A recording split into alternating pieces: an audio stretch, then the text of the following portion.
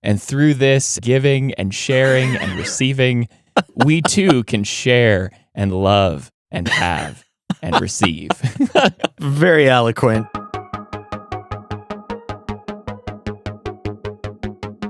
Well, hello, everyone, and welcome to the Bible Geeks podcast. This is episode 210. I'm Brian Sheely. I'm Ryan Joy. And thanks so much, everyone, for tuning in. We are in session 8 of our 2x2 guided study. We're almost at the end of this conversation, and we're talking on this episode about being born for adversity, how friends really are standing side by side with us when stuff goes bad. And you know, for all of us, I think we've been there, that point in our lives where just things don't go so well. And having a friend there can always be a helpful thing, especially when we're going through the mud, like we're talking about in this conversation starter. Oh, man. Good memories here. Going back to the old Arizona mud run, running through the desert and into some pits of water. Ryan was right alongside us while we were doing these mud runs, and that's what we talked about in our conversation starter that we called Filthy Fun Runs.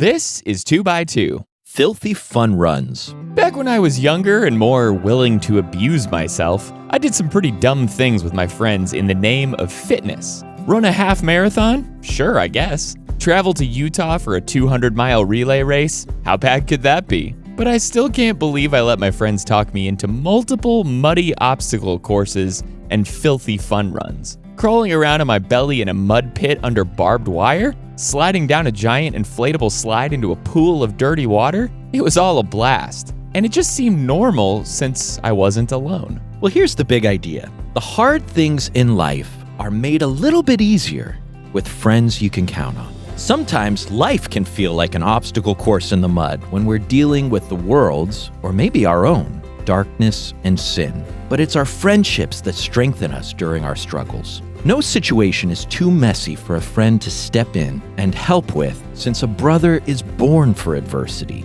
In our darkest hours, wandering through the valley of the shadow of death, God's presence and guidance brings us peace. And once He's comforted us, we adopt a take one, pass it down approach, turning to our friends to comfort them.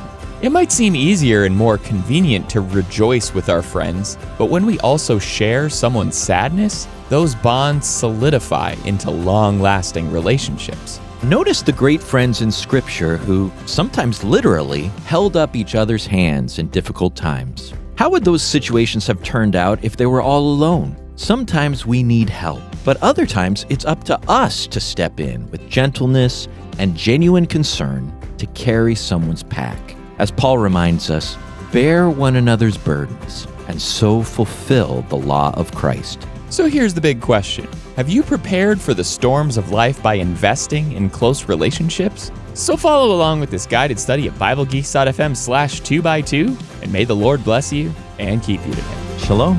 Okay, and the big idea we talked about there was that hard things in life are made a little bit easier with friends you can count on. And it's true, it's a little bit easier. It's not always like, oh, everything's smooth sailing when you've got buddies. No, that's not what we're saying. But, you know, there's a reason we go and sit with people and eat together at a funeral. You know, there's nothing you can say to make it better. If you're just trying to think of the perfect words, you're missing the point, right? That's what you learn over time is There's nothing right to say. You sometimes say nothing. You just give a hug or you say, I love you. Yet the presence of friends matters. It's just different than being alone in it. It is good. It is healing to be loved and to be with others that love you in those moments. Yeah, you kind of think about Job's friends. We've talked about that a little bit, you know, windy words and things that he've frustratedly complained about them with. But having friends around really is a positive thing when you're going through difficult times. And as we talked about in the big question there, have you prepared for the storms of life by investing in close relationships? I've been flying a lot for work recently, and it makes me think about that spiel that they do with the safety information during takeoff. Like, everybody does. I zone out when they're going through their little, song and dance there at the beginning of the flight. But I'm glad that somebody has hopefully prepared themselves for that turbulent moment. It's like somebody needed to have prepared the seat back to be a flotation device, or somebody needs to make sure that the slides on the plane are going to deploy properly, and especially like that the oxygen masks, that they will actually come down as they're hiding from view, deployed just at that right moment. Like somebody needs to know that there is a turbulent time coming and to be prepared for it. But for me, I don't think that's how friendship is. Friendship is not like the break glass in case of emergency kind of thing where it's like, okay, I'm only going to use you now that things are not going well. And for the rest of the time, you'll be out of sight. I'll ignore you. I'll just sort of think about other things and just focus on myself. No, I think friendship is something we've got to prepare for before the storms of life come. And that's really where this conversation, I think, fits into the overall scheme of our discussions that we've had. It's all about laying the groundwork and being a loving friend who listens and everything that leads up to this, so that when adversity comes and things get tough, your friends are there for you. And that only happens if you've done that stuff ahead of time. I love that point. And, it goes to the way you start to change your view of friendships and those important, strong relationships as you get older. When you're young, it's like friends are about who can I have fun with, and I don't want to be alone. I don't want to sit alone at the lunch table or whatever. Just like having friends is better than not having friends because you want to be with people. But then you start to realize there's a time when I need people and times when people need me. And that's what life is about to a large extent, is, sharing it and those relationships. And our icebreaker question sort of lightens it up. We're going to talk about one of those moments when you did need a friend. And I don't know how light we can get it when we ask, what's the worst day that you've shared with a friend? Like, we could have said, what's a rough day you've shared with a friend, and kept it light. But worst day kind of starts to back you into the corner of getting pretty real here. Yeah, I mean, this is the most Debbie Downer of icebreakers that we probably have. Like, all right, tell us all the terrible stuff that happened. I did sort of in my answer, though, kind of steer it more toward the positive.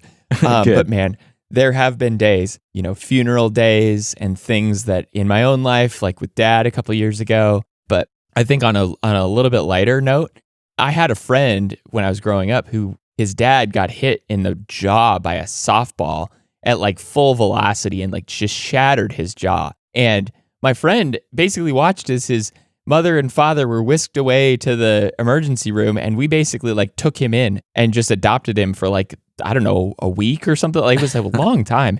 He lived with us, and I was an only child at the time. And it was like, we took this difficult, terrible situation that him and his family were going through, and we played video games and we built forts, and we had like the best time hanging out. It was like, this is a bad day and nobody enjoys this day. But we sure had fun. We made the best of it. And I guess that's kind of what you were saying about little kids. Like, we have the tendency to be able to look past some things and build a fort just to make ourselves feel better. But yeah, on a serious note, I've been to plenty of other kinds of events like funerals and things that just, you needed those people around you to help make it through the day. I love that answer because, I was playing down the idea of friends for fun, but maybe that is what we all need a little more of too, is, that there's a place for that and for lightening things up, those moments when a friend makes you laugh at one of those, in one of those awful days and just says the thing that just, and sometimes those are the times when you start laughing and you can't stop laughing because you need the laugh so bad. And you just like, it so surprises you. You start cry laughing, and you're just all kind of a mess together, laughing like crazy people. A mess together. It's a perfect description for this episode. Yeah, that's right. The first thing that came to mind to me was a day I spent with my uncle as he was near death and just in awful pain. And we talked through, we spent a lot of time just talking through the book of Romans. And this is what I remember the most. It was a painful day physically for him and mentally for him and hard for me. And at the same time, I wouldn't have missed that time. I wouldn't want to have been anywhere else in those times than with him. And so, just being together with the people you love, again, is a core lesson in this whole thing. Yeah, I think that's such a mark of a good friend, right? It's like you don't want to be there. You don't want to be in that moment, but you wouldn't be anywhere else. Right. But as we move into something that ties us into what Jesus talked about, let's find Jesus here in Galatians 6 in our next segment here. In Galatians 6, verses 1 to 5, this is not a passage about Jesus, but we are going to find him here. This is Paul talking to the Galatian church when he says, "Brothers, if anyone is caught in any transgression, you who are spiritual should restore him in a spirit of gentleness." But then he says, "Keep watch on yourself, lest you too be tempted. Bear one another's burdens, and so fulfill the law of Christ." And he goes on to talk about how we don't need to puff ourselves up and think that we're some great people, but it's deceptive for us to think that we've got it all figured out. Test yourself, make sure that you're okay. But then he says, for each one will have to bear his own load in verse 5. I think this is a perfect verse. He's sort of tying in the last conversation with this one. And where do you find Jesus here in Paul's conversation about bearing each other's burdens? Yeah, that was an interesting setup there as you talked about Jesus not being mentioned here. But, this segment came from that time that we went through the whole New Testament together in our Into the Book reading plan. And we noticed you can find Jesus everywhere, right? He is... Yeah. He's not here, but he is. I mean, the law of Christ is mentioned here, but you can see Jesus because he's the theme of everything. And years ago, I read some excerpts from a really cool sermon by the reformer Martin Luther about how Jesus bears our load. And that's what I thought about when I saw this passage in a Finding Jesus segment. The sermon he did centered on the picture of Jesus carrying us on his shoulders. And he drew first from the parable of the lost sheep, and then from that great passage that Isaiah gives in Isaiah 9 about the Messiah's names. So when the shepherd finds the lost sheep in Luke 15:5, it says, when he found it, he lays it on his shoulders, rejoicing. He carries his sheep home. He bears the load out of responsibility for his sheep, and he's happy to do it. He's just happy that he has brought his sheep home.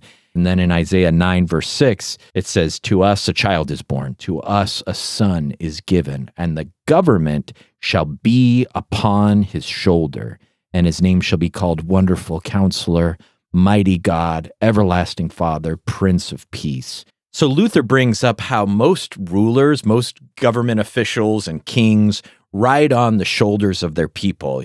Think of the bad kings in the Old Testament who overtaxed their people, and Rehoboam, right? Oh, yeah. And how they're just riding on the shoulders of their people. You carry me.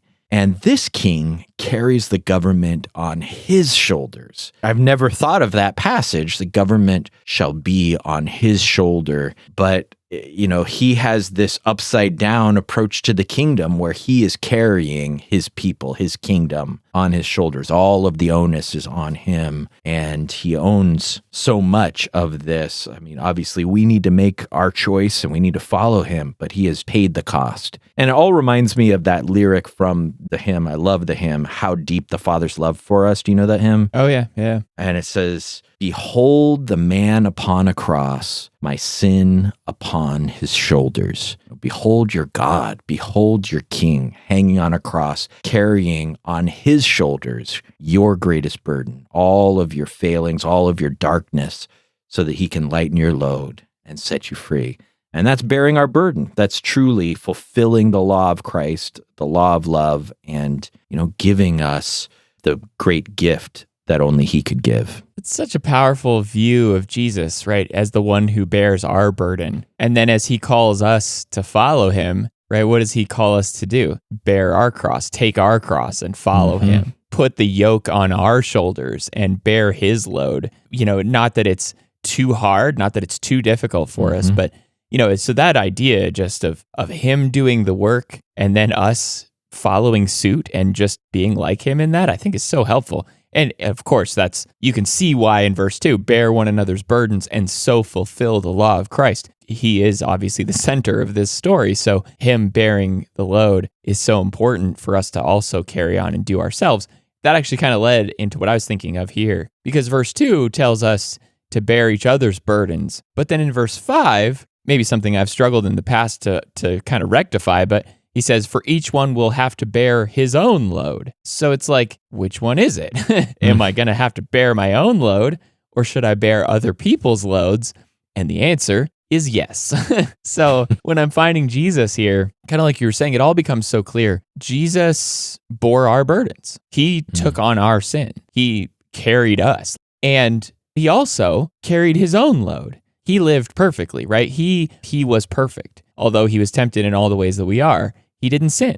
And so, Jesus told that story about the log in your eye, deal with the log in your eye so you can deal with the speck in somebody else's eye.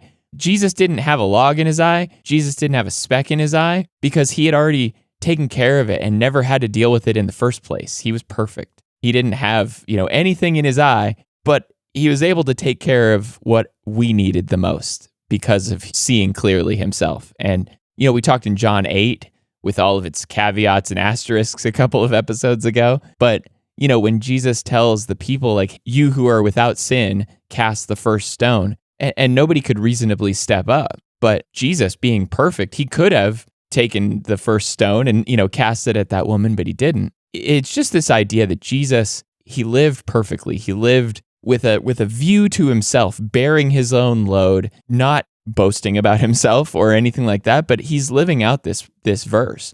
He took care of himself so that he could then take care of us. And that's really what he's asking us to do. Take one and pass it down, I suppose. Yeah, I've always found it helpful in that passage to note the distinction between, there's actually two different words for burden or load there, and one of them has to do with that soldier's pack that we each have to carry, and the other is this other kind of load. And you're right, Jesus carried both. He carried his load because he lived perfectly, and then he carried our load, the load that we couldn't carry because we have not lived perfectly. Absolutely. All right, so let's move on to our second segment here on the episode, and that is the A-Team. If you have a problem, if no one else can help, and if you can find them, maybe you can hire the A-Team.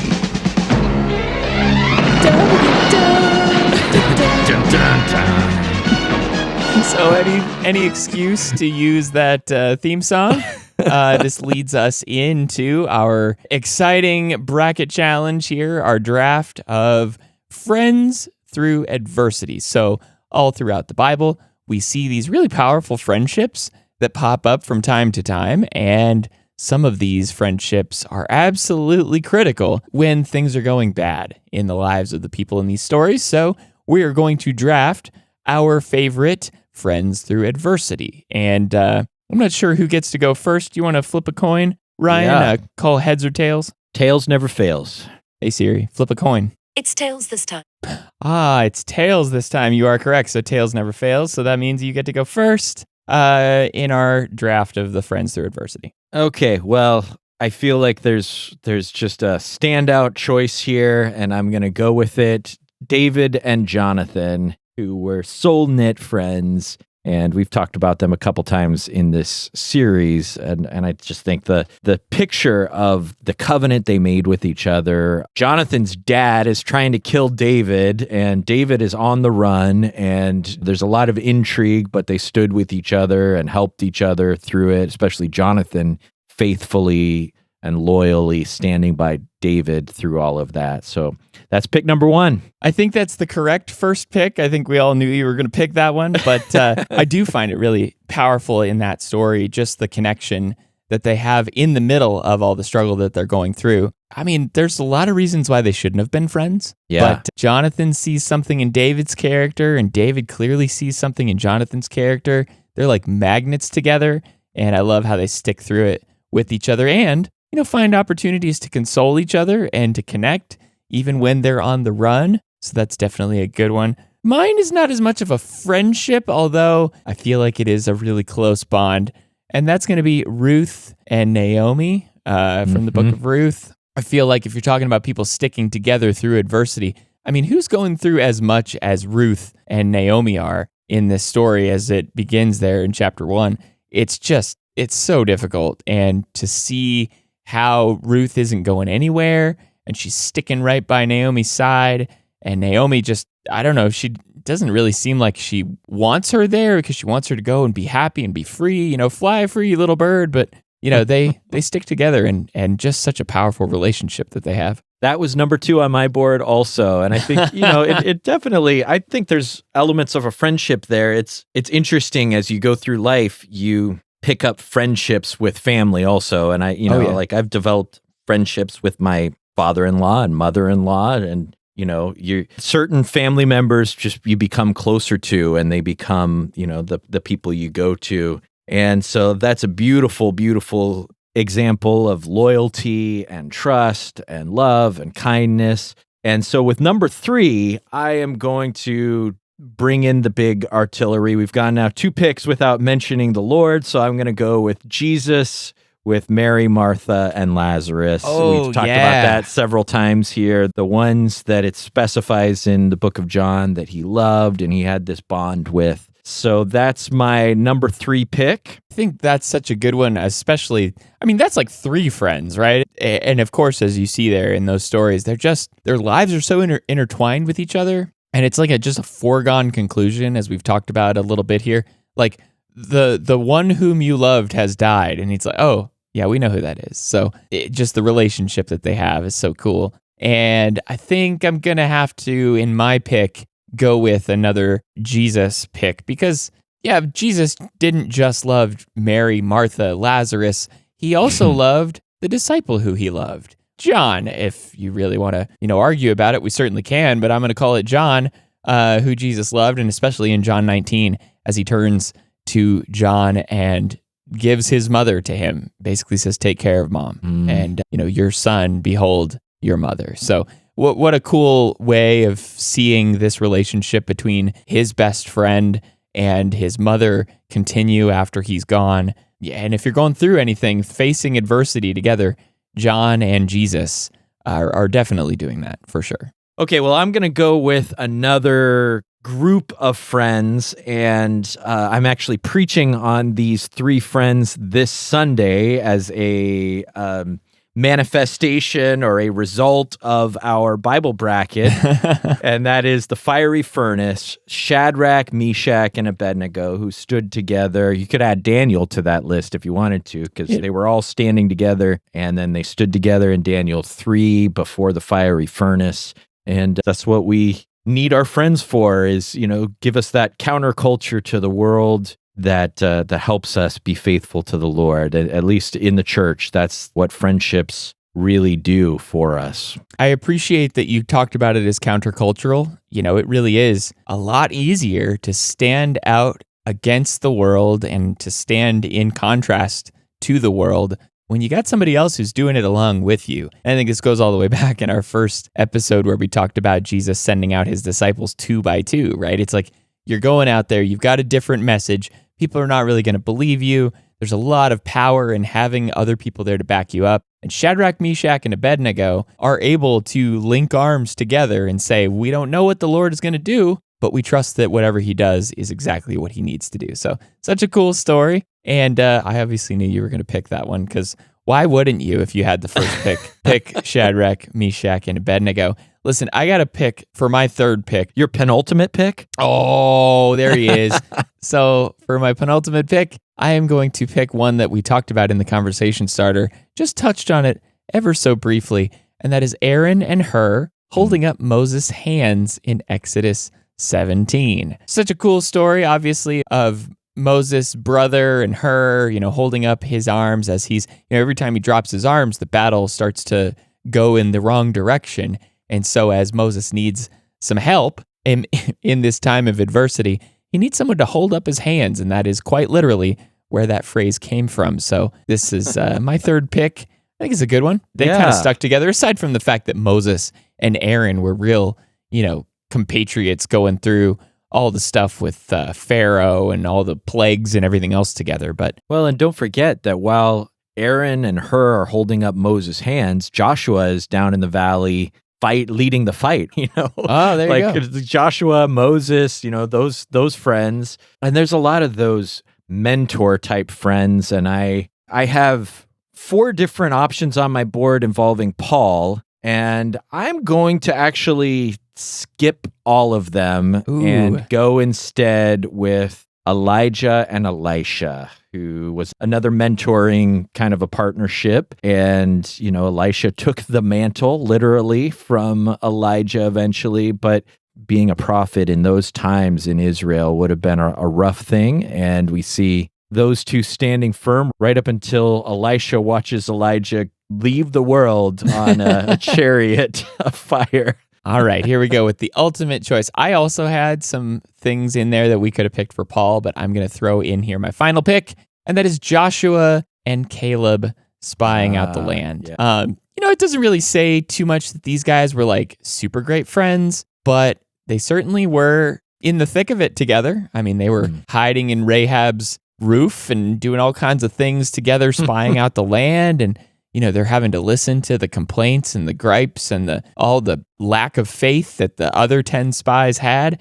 And Joshua and Caleb sticking through it during a real time of trouble for them, I think, rounds out my picks. So just to summarize here, Ryan, you picked David and Jonathan, Jesus and Mary and Martha and Lazarus, Shadrach, Meshach, and Abednego, and Elijah and Elisha. That's a quality lineup there. But going against Ruth and Naomi on my part, John and Jesus, Aaron and Hur and Moses, and then Joshua and Caleb. I don't know who would win. I think that's always the challenge in these drafts, but I like my picks. I think they're solid. Got Jesus in there. Got we both Old Testament found a way heroes. to get Jesus in, so there's Good. no obvious standout there. Jesus versus Jesus, fight. Yeah, that's right. I like where you ended up there too, Joshua and Caleb. I'm glad we got Joshua in there, and that's a good pairing. I imagine those two old dogs, sadly the only two people from their generation still living there at the end, and they had been through the fires together and made it through the wars, as we say, literally, and made it to the other side. I know you talked about Paul and some relationships there, but who else is on your list? Yeah, Paul with Priscilla and Aquila. I was thinking of Epaphroditus with Paul, and Paul and Barnabas, and Paul and Timothy. Paul and Silas was on mine. Paul and sure. Silas, in the prison. It's weird that we didn't get to Paul, but he gets enough play on this podcast. We're probably okay. We've talked about Paul plenty on this show. He was the winner of the favorite Bible character bracket a couple years ago, so I think he has been respected. For sure. So that's our draft of friends through adversity. When you really think about it, there are a lot of examples of people who are living life going through struggles all together. And for each one of these, we could really think a lot about the lessons that they teach us for our own lives and our own friendships. But in the spirit of that, let's move on to our last segment here on the show. And that is our reach out question. Reach out and touch someone. So the question is, how would your life's biggest trials have turned out without a friend to bear your load? Kind of thinking about these friends through adversity we've just been talking about. If you didn't have a friend with you during some difficult times, how would things have turned out differently for you? I don't even have to use my imagination because I'm just dumb enough to have tried carrying a lot of my biggest trials both ways, and I can tell you from experience that the latter wins every time, not surprisingly, as we've gone through this. There's just times when I felt like I needed to keep some troubles, whether it was in the church or in my family or in my faith, to myself. And sometimes it's hard to discern between good things. It's hard to discern between the virtue of wanting to be responsible and carrying a load with discretion and self-sacrifice, and the virtue of walking in fellowship. And that idea of fellowship is really helpful for me, I think, because it captures what we're really talking about. Fellowship, koinonia, is about sharing. We share so much in the Lord, and that leads us to share our lives, to share, physically what is needed, to share each other's burdens, as we've been talking about. That fellowship and partnership and sharing, having each other's things in common, changes the experience. And sometimes what I've found is it's about finding the right person to work things through with. And whenever I did that, it was like I was a different person. So trying to get to the real thing of this question, how would it be different? How is it different? I think when everything is internalized and you're just holding it all like you need to be the fortress, of course you have the Lord, and that makes a huge difference. But he has blessed us with the church to really help and to really mourn with, pray with, share the load with, just talking it out so somebody else knows the issue that you're going through. It really just makes a huge difference. There's a hymn that we sing sometimes, I don't know a thing in the whole wide world that's worse than being alone. Yeah. And there's just those moments when you feel like you need to be alone in it, and then you eventually realize there is somebody I can talk to about this, and you say it, and it's like something is just lifted off your shoulders. It's not that you aren't carrying it anymore, but it's not so heavy because you're not alone in it. It's just like being understood. We've talked about, it's hard to express why it's different, but it really is. What about you? Yeah.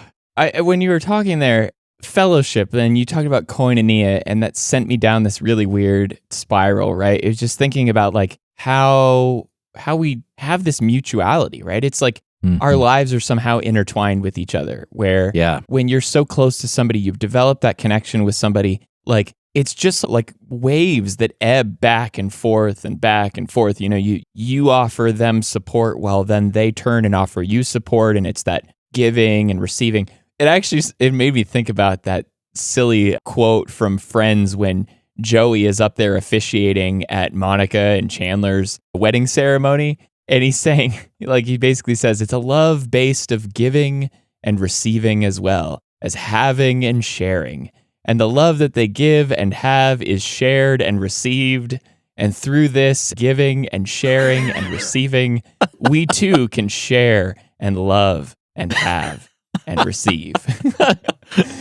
Very eloquent. It's such a stupid way of phrasing all of the things that go on in a marriage, but like between friends, that's exactly what it is. It's like a back and a forth and a giving and a receiving and a sharing and a having. And like, I just thought for myself, you know, thinking about this question, is like, I have been the Elijah in the cave, you know, and I've had those moments where I don't want to give and receive and share and have, like, I want to, you know, I want to close out the world and I want to just be by myself. And I've been in those moments, right, where I feel like being alone would be better and easier. And then I've been, like you said, on the other side of that, where I have opened up, I have shared things with people, and comparing those two situations, it is, for me, it's night and day. When there's somebody there to bear your load, for me, all I can say is that I get out of my head. And I don't know if you've ever been in a situation where you've just been in your head and you can't get out of your head. When you're by yourself, like, there's nobody to bounce things off of. There's nobody to check your speculations or your motives, or like to ask you challenging questions like we talked about on the last conversation. It's like when there's nobody there to bear your load, you are left with yourself, and, you know, you're left with God, obviously. And in that moment when Elijah was in the cave, God shakes Elijah awake and basically tells him to, like, go find a buddy and get out of here. For me, the bearing of my load sometimes is just about listening to me and letting me express what's going on so that I don't have to let it swirl around in my own brain anymore. And, you know, the giving and the sharing and the receiving and the having is, so, you know, it's great in a marriage. It's so, so good in a friendship too, when they can see you, they can be there right in the thick of it with you and carry your pack like we've been talking about. Yeah, I can definitely relate. It's so easy to just start spinning and spiraling whenever you don't have perspective. You know, there's like an anchoring that comes whenever you feel like someone else is holding it with you. And yeah, I love your example of Elijah too, because the Lord was there with him and that made a difference. But he didn't just say, I'm enough. He said, you know, I have my 7,000 who haven't bowed the knee to Baal. He said, you go. And he gave him Elisha. And, you know, there's still a place for others, even as we walk with the Lord. And if we only had the Lord, yes, that would be enough. But in his wisdom, that's not how the Lord has left it. He's given us others to talk things out with and to, you know, bear burdens with. And he's commanded us to live that way in that kind of community and communion with one another. Well, I don't think our challenge this week is going to be a shocker to anybody, but here we go. Let's get into our challenge for this upcoming week. I am ready to face any challenges that might be foolish enough to face me. So unsurprisingly, our challenge this week is to ask somebody how you can carry their load or share yours with them. So the giving and the having and the receiving and the sharing, you too can do this week if you choose to. That sums it up so well. Man. Yeah, that's it. Like we talked about a few weeks ago, like we keep coming back to like to bless or to be blessed. That is the question, knowing that they're really just two sides of the same coin, right? It's sometimes easier to be the helper than the helpee, as we have worked through, but it's also good to know you don't have to carry everything on your own. You know, we're both responsible for ourselves and we're given support through Christ's gift of the church. So ask somebody how you can carry their load, but don't be ashamed to share your load with those people that really are there for you. You know, you don't dump it on everybody around you. It's not about complaining. This is not a moaning and mumbling conversation, but it's about, hey, I need some prayers. It's about, hey, can I talk through something I'm going through with you? Or, hey, I want you to know I'm here for you. What can I pray for you this week? How can I help you? How can I support you? I know it's been a rough year for you, and I just want you to know I'm here, you know? I really appreciate that as leading into our closing prayer for this conversation. And the one in the study guide comes from 2 Corinthians 1, verses 3 and 4, which basically says, as you continually comfort us, O God, let us turn to pass that comfort along to our friends. And that is what we're talking about here on this episode, because God is the God of comfort. He continually comforts us. And can we pass that down to somebody else in our life who needs comfort? So let's go to God in prayer and ask him for that this week. Holy Father, it's amazing that you're able and so willing to step into our lives in all the mysterious and unseen ways that you do, but especially today as we think about our friends, the way that you use them as your hands and your feet to take care of us when we struggle and go through difficulty. When we look around at the help and the ways that you've comforted us and the ways that you've led us through even our darkest moments, please, Father, help us to use those lessons to love others in a way that shows and demonstrates to them the kind of comfort that you've shown to us. We're in such awe of your power and your wisdom and all of the bigness that we see in creation that points us to you, but also in those little ways that you lift up our chins and that you wipe our tears away. In all of those small moments, unseen maybe by some. We can't wait to spend eternity with you and your Son in heaven. But while we're here on this earth, Father, we ask that you will strengthen our community, that you'll strengthen our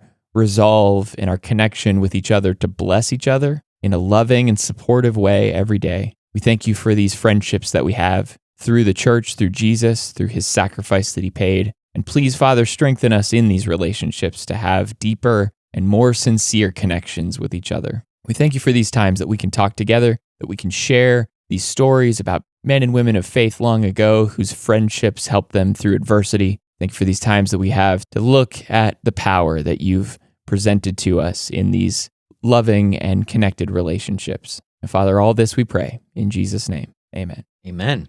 Okay, so our next episode is the conclusion of this 2x2 guided study, session 9, about lifelong friends. You know, a lifetime's not too long to live as friends, as the old song says. And to prepare for that episode, we encourage you to read with us John 19, 25 to 27, Philippians 1, 3 to 11, and Ecclesiastes 4, verses 9 to 12. I love the way that this 2x2 study has sort of ended. You know, we've been talking about making friends and the makings of friendship in the beginning. And then we talked about this circle of friendship and how we sort of, huddle up together and develop this real close bond with each other. And then just the journey of friendship, living life together in this conversation that we've had today about adversity. And then just really the positive aspects of what we can do together as friends, how much better life is when we've got people there to share it with. So we'll wrap this whole thing up in our the final conversation, session 9 of this 2x2 study. So thanks so much, everyone, for tuning in to the Bible Geeks podcast. You can find show notes for this episode in your podcast player of choice or at BibleGeeks.fm/210. You can find this guided study over at BibleGeeks.fm/2x2. There you'll see all of the conversations that we've had.